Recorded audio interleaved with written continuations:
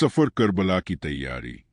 इमाम हिस्से ने जद बुजुर्गवार और वालिदा की कब्रों की जियारत की, भाई इमाम हसन को जन्नत अल बकी में विदा किया और उन सब वाक़यात से गहरा गम और दर्द महसूस किया। उनकी आंखों से बहने वाले आंसू अल्लाह की कुर्बत और इंसानी एहसासात की एक मिसाल हैं। उनका रोना न सिर्फ उनकी ज़ाती मोहब्बत का इजहार था, बल्कि उम्मत की हालत पर गहरी फिक्री कैफियत भी थी। अहल बैत की शिरकत।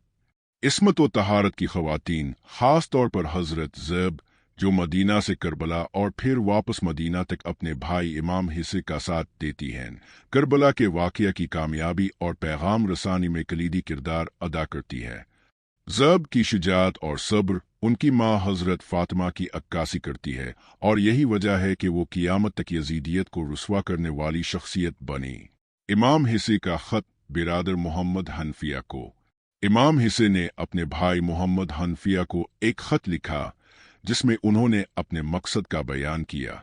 उन्होंने वाज़े किया कि वो ना जुल्म फैलाने, ना फसाद के लिए, बल्कि इस्लाह और हक़ की राह पर चलने के लिए निकले हैं।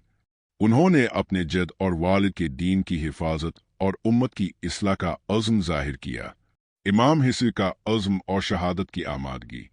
ख़त और उनके जवाबात से ज़ाहिर होता है कि इमाम हिस्से शहादत के लिए मुकम्मल तैयार थे। उन्होंने अपनी मौत को कबूल कर लिया था और फरमाया कि चाहे उनका जिस्म कबा के करीब दफन हो आ ना हो, वो तो अल्लाह की राह में कुर्बान होना चाहते हैं। उनका ईमान, सब्र और कुर्बानी की आमादगी उनके सफ़र को रूहानी और इखलाकी तौर पर बुलंद मकाम पर ले गई। रूहानी पैगाम। तहरीर के इख्तिताम में इमाम हिस्से की अज़मत, उनकी कुर्बानी और उनके लिए सलाम पेश किया गया है।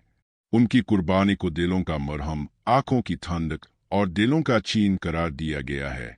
ये पैगाम आज भी इंसानियत के लिए मशअल राह है कि जुल्म के सामने हक़ की खातिर डट जाना ही असल जीत है।